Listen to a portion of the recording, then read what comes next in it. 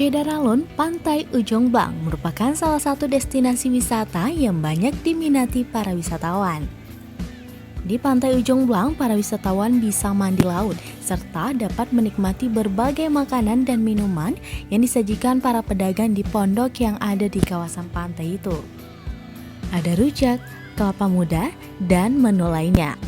Sambil menikmati makanan dan minuman di bawah pondok yang sejuk, para wisatawan juga dipastikan akan bisa memanjakan matanya dengan keindahan laut Ujung Blang. Diprediksi pengunjung akan terus ramai hingga akhir pekan ini.